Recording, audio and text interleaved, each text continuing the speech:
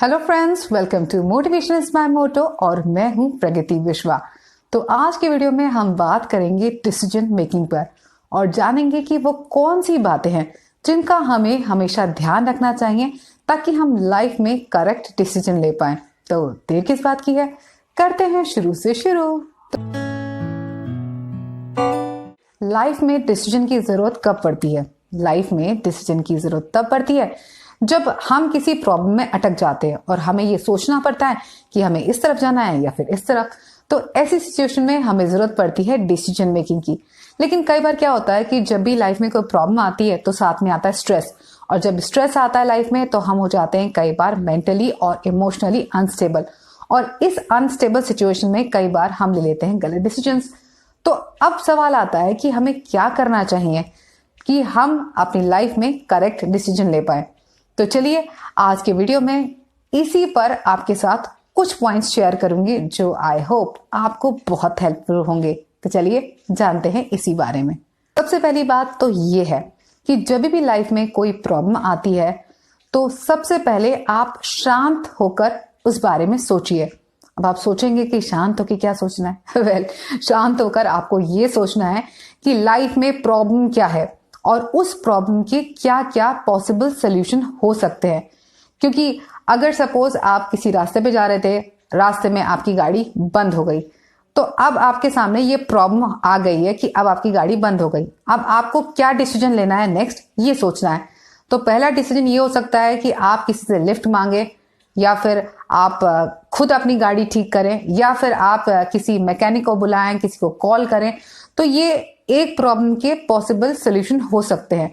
तो सबसे पहले आपके लाइफ में जब भी कोई प्रॉब्लम आए तो प्रॉब्लम के बारे में सोचिए और सोचिए कि इसके पॉसिबल सोल्यूशन क्या क्या हो सकते हैं। पॉइंट नंबर 2 कि जब भी लाइफ में कोई प्रॉब्लम आती है तो 3 बातें जरूर सोचिएगा कि आप क्या कर रहे हैं, क्यों कर रहे हैं और इसका क्या नतीजा होगा। इन 3 बातों के बारे में हमेशा बहुत ध्यान से और गहराई से सोचिएगा, क्योंकि अगर आप इन बातों के बारे में ध्यान से सोचेंगे तो मुझे पूरा यकीन है कि आपको आपकी प्रॉब्लम के सॉल्यूशन बहुत जल्दी और बहुत आसानी से मिल जाएंगे। पॉइंट नंबर 3 है कि जब भी लाइफ में कोई प्रॉब्लम आए तो उसका इवैल्यूएशन जरूर कीजिएगा। इवैल्यूएशन का मतलब होता है मूल्यांकन, यानी कि आप ऐसा समझ सकते हैं कि किसी भी प्रॉब्लम के पॉजिटिव और नेगेटिव पॉइंट्स को आपको तोलना है कि क्या क्या पॉजिटिव पॉइंट हो सकते हैं इस बात के और क्या क्या नेगेटिव पॉइंट भी हो सकते हैं। मान के चलिए कि आपके फ्रेंड्स ने आपको बोला कि चलो यार फिल्म देखने चलते हैं, बहुत मजा आएगा। तो इस बात को इवैल्यूएट अगर आप करना चाहेंगे तो उसके 2 पॉइंट्स हो सकते हैं, एक पॉजिटिव फेस और एक नेगेटिव फेस। तो देखिए, पॉजिटिव फेस में तो आप सोच सकते हैं कि अगर आप फ्रेंड्स के साथ फिल्म देखने जाएंगे तो आपका एंटरटेनमेंट होगा, दोस्तों के साथ मिलेंगे तो बहुत मजा आएगा। साथ ही आप इतने रिफ्रेश और एनर्जाइज भी हो सकते हैं फिल्म देख के फ्रेंड्स से मिलकर कि आप पूरे हफ्ते अपने काम को बहुत अच्छी तरह से कर पाएं। तो ये एक पॉजिटिव फेज हुआ फिल्म देखने का, ठीक है। इसके बाद बात करते हैं नेगेटिव फेज की या नेगेटिव पॉइंट की। तो इसका नेगेटिव पॉइंट ये भी हो सकता है कि जब आप फिल्म देखेंगे तो अननेसेसरी का पैसा खर्च करना पड़ेगा। तो पैसे खर्च करना एक नेगेटिव पॉइंट हुआ। इसके अलावा जब आप फिल्म देखने जाएंगे तो 3 घंटे फिल्म में वेस्ट होंगे, साथ ही 2-3 घंटे आने जाने में वेस्ट होंगे। उसके बाद आप थोड़ा बहुत दोस्तों से मिलेंगे तो आपके 8-9 घंटे शायद वेस्ट हो जाए। ये भी एक नेगेटिव पॉइंट है। इसके अलावा एक नेगेटिव पॉइंट ये भी है कि जब आप इतने सारे घंटे इधर उधर लगाएंगे तो आप थक जाएंगे, और हो सकता है घर आके आप सोचें यार आराम करो, बहुत थक गए, आज तो कुछ करने का मन ही नहीं कर रहा, बस अब तो आराम ही करना है। तो हो सकता है आप ऐसा भी फील करें। तो किसी भी काम को करने के पॉजिटिव और नेगेटिव दोनों फेज आपके सामने आते हैं। अब बात आती है कि आप क्या चुनेंगे। ये डिपेंड करता है आपकी प्रायोरिटी पे।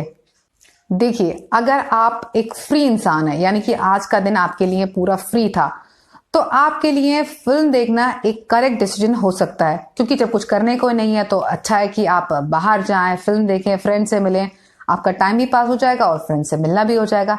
लेकिन अगर आप एक ऐसे इंसान हैं जिसके पास कुछ रिस्पॉन्सिबिलिटीज हैं, कुछ काम है, और उसके बाद आप सोचते हैं कि मैं फिल्म देखने जाऊं अपने काम को साइडलाइन करके या अपनी रिस्पॉन्सिबिलिटीज को छोड़कर, तो ऐसे में फिल्म देखना एक नेगेटिव डिसीजन हो सकता है।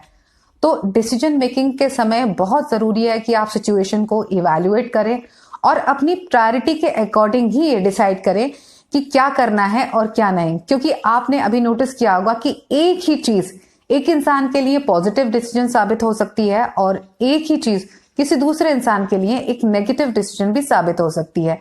तो हर इंसान के लिए जरूरी नहीं कि एक डिसीजन एक तरह से ही काम करे। तो अपनी प्रायोरिटी को जरूर ध्यान रखिए किसी भी डिसीजन को लेने से पहले। अच्छा, अभी अभी हमने इवैल्यूएशन की बात करी और कहा कि जरूर इवैल्यूएट कीजिएगा कि किसी चीज की क्या पॉजिटिविटी होगी और क्या नेगेटिविटी होगी। इसके साथ साथ एक चीज और आती है और वो होती है डैमेज कंट्रोल, जिसे मैं बहुत इंपॉर्टेंट मानती हूँ।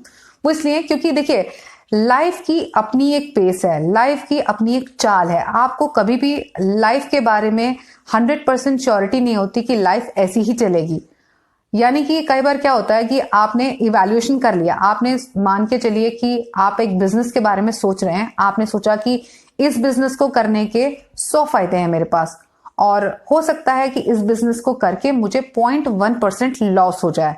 ठीक, तो कई बार क्या होता है कि दूसरों की सिचुएशन में हो सकता है कि उन्हें 100% प्रॉफिट हो जाए, लेकिन कभी कभी लाइफ बहुत टर्न्स लेती है और आपको पता नहीं चलता कि आपके साथ वो 1% वाली प्रोबेबिलिटी हो जाए और आपका वो जो काम है वो ना चले। तो ऐसी सिचुएशन में डैमेज कंट्रोल बहुत इंपॉर्टेंट है। तो जब भी कोई डिसीजन आप लें लाइफ में, तो हमेशा उसकी बॉटम लाइन या वर्स्ट लाइन के बारे में जरूर सोचेगा। ये जरूर सोचेगा कि अगर आप जो काम कर रहे हैं, अगर वो काम फेल हुआ, अगर वो काम नहीं चला, तो आप क्या करेंगे। तो आपके पास हमेशा एक बैकअप प्लान होना चाहिए कि अगर आपका ये काम नहीं चला या आप फेल हुए तो आप क्या करेंगे। क्योंकि कई बार क्या होता है कि जो अच्छी अच्छी चीजें होती है उनको तो हम हैंडल कर लेते हैं, लेकिन जब कोई खराब सिचुएशन आती है तब हम बौखला जाते हैं और हमें समझ नहीं आता कि ऐसी सिचुएशन में क्या किया जाए। तो बहुत इंपॉर्टेंट बात यह है कि जब भी कोई डिसीजन ले तो उसके बैकअप के बारे में और उसकी बॉटम लाइन के बारे में जरूर सोचिएगा कि अगर ये काम नहीं हुआ तो आप क्या करेंगे। इसके अलावा मैं मानती हूं कि सक्सेसफुल डिसीजन मेकिंग का ये मंत्र है, जब आपके पास आपके फेलियर्स के साथ कुछ ऑप्शंस हों, आपके पास पता हो कि अगर आप फेल हो गए तो आप क्या करेंगे। कि अपने फेलियर्स को कभी भी इग्नोर मत कीजिएगा, उनसे एक्सपीरियंस जरूर लीजिएगा और उनसे डील करने के बारे में हमेशा जरूर सोचेगा जब आप अपने किसी भी डिसीजन को लेंगे।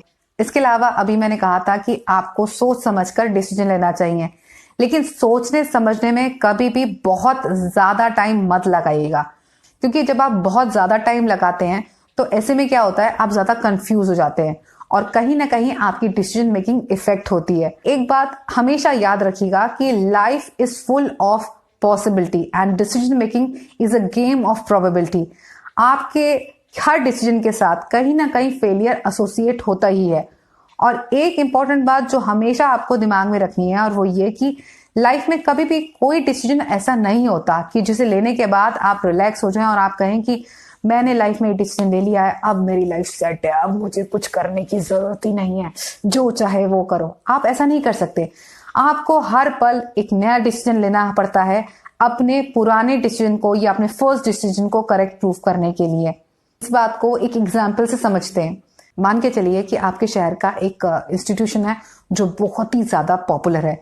हर बच्चा वहां एडमिशन लेना चाहता है और उसे लगता है कि वहां पर एडमिशन अगर आपने ले लिया तो आपकी लाइफ 4 साल बाद सेट हो जाएगी।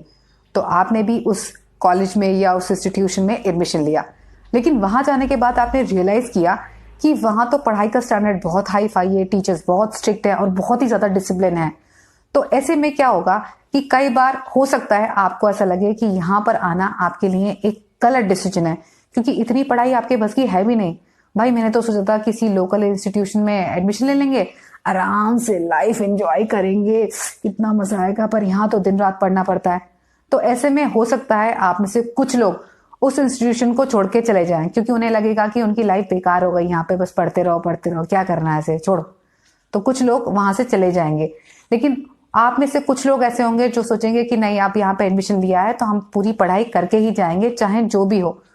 तो हो सकता है कि 4 साल बाद जब आप इस इंस्टीट्यूशन से निकले तो आपको रियलाइज हो कि आपने जो डिसीजन लिया था इस इंस्टीट्यूशन में आने का वो एक करेक्ट डिसीजन था, क्योंकि आपने एक डिसीजन के बाद दूसरा डिसीजन ये लिया कि मुझे यहाँ रहना है और मुझे पढ़ना है और पढ़ के कुछ बन के निकलना है।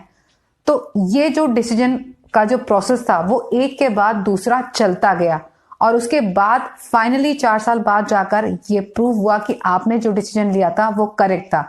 और जो आपके दोस्त कॉलेज को बीच में छोड़ के चले गए, उनको भी लाइफ में ये रियलाइज होगा कि उन्होंने जो डिसीजन लिया वो करेक्ट नहीं था, क्योंकि उन्होंने एक डिसीजन तो सही लिया था लेकिन उसके बाद अपने डिसीजन को बीच में ही छोड़कर चले गए। तो कहने का मतलब सिर्फ इतना है कि कोई भी डिसीजन लाइफ में परफेक्ट नहीं होता।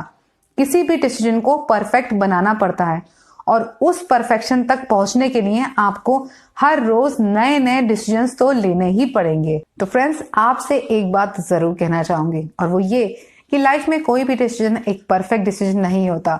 हर डिसीजन के साथ कुछ अच्छी बातें और कुछ बुरी बातें, यानी कि कुछ सक्सेस और कुछ फेलियर्स हमेशा जुड़े रहते हैं। इसलिए इंपॉर्टेंट बात यह है कि अगर आप अपने लाइफ में आगे बढ़ना चाहते हैं, सक्सेसफुल होना चाहते हैं और लाइफ में करेक्ट डिसीजन लेना चाहते हैं, तो जो भी आप डिसीजन लें उसे सही बनाने की पूरी कोशिश कीजिए। और इसके लिए 2 बातें बहुत इंपॉर्टेंट है। पहला, आपका हार्ड वर्क और दूसरा आपका डेडिकेशन। जिस पल आप इन दोनों चीजों में से कोई भी एक चीज मिस करेंगे, आप देखिएगा कि आपका डिसीजन कहीं ना कहीं राइट से रॉन्ग की तरफ आने लग जाएगा। तो इसलिए लाइफ में इन 2 बातों को कभी मत छोड़िएगा। चलते चलते सिर्फ इतना कहूंगी कि do not waste your time in making right decision, always utilise your time in making your decision right. इसी ख्याल के साथ उम्मीद करती हूँ कि आपको मेरा आज का वीडियो अच्छा लगा होगा और मेरी बातें आप तक पहुंची होंगी। मिलते हैं अगले वीडियो में, तब तक के लिए स्वस्थ रहिए, मस्त रहिए, बेशक कितने भी व्यस्त रहिए।